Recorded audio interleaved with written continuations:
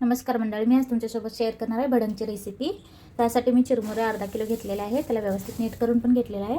त्यानंतर इकडे मी गॅसवर कढईमध्ये 1 वाटी तेल घालून गरम होण्यासाठी ठेवलेलं आहे आणि परत इथे लागण्यासाठी मी भडंगला लागण्यासाठी साहित्य घेतलेलं आहे। इकडे शेंगा घेतलेल्या आहे थोडीशी, त्यानंतर थोडंसं हळद, थोडंसं मिरची पावडर, थोडंसं मसाला चटणी आणि थोडंसं मीठ घेतलेलं आहे आणि इकडे थोडीशी मोहरी घेतलेली आहे।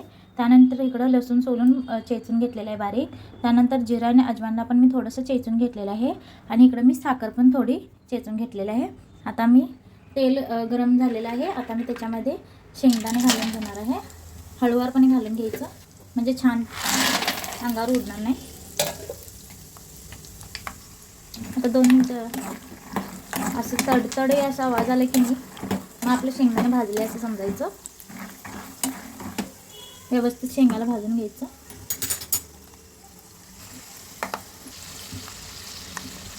आता शेंगदाणे व्यवस्थित भाजलेले आहे, बघू शकता अशा प्रकारे।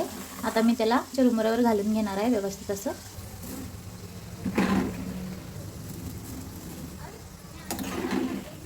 ह्याच्यामध्ये कढीपत्ता जरी असला तरी घालू शकता। आता माझ्याजवळ कढीपत्ता नाही म्हणून मी जे साहित्य आहे त्याच्यानेच बनवत आहे। आता मोहरी घालून घेतलेलं आहे, त्यानंतर जिरा आणि अजवाइन चेचून घेतलेलं ते घातलेलं आहे। त्यानंतर मी लगेच लसूण पण घातलेलं आहे। त्याच तेलामध्ये शेंगा काढून झाल्यावर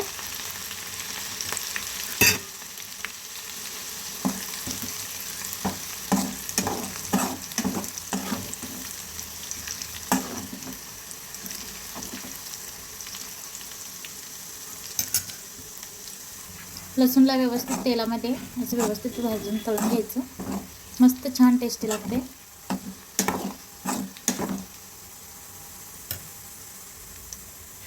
आता ह्याच्यामध्ये मी हे सगळा मसाला घालून घेणार आहे।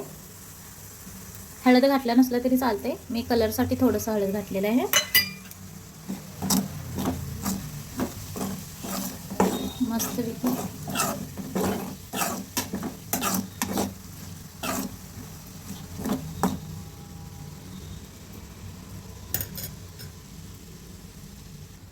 घालून घेणार आहे सगळं।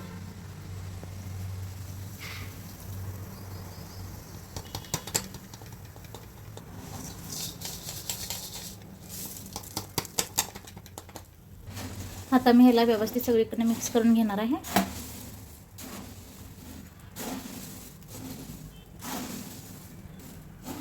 पहिला आधी चमच्यानंच मिक्स करून घ्यायचं, नंतर हाताने जरी मिक्स केलं तरी चालते, थोडंसं गार झाल्यावर, नाहीतर चटका बसतो। असं व्यवस्थित हाताने मिक्स करून घेणार आहे। कलर पण छान आलेला आहे मस्तपैकी। आता ह्याच्यावरनं मी थोडीशी साखर पण घालणार आहे। साखर मिक्सरला बारीक करून घेतलं तरी चालते, मी आपल्या ह्याच्यामध्येच आपल्याला जेवढं पाहिजे तेवढं साखर घालू शकता। मला साखर जरा मोठी मोठी हवी होती म्हणून मी त्याच्यामध्येच बारीक करून घेतलेलं आहे खलबत्त्यामध्ये छोट्याशा।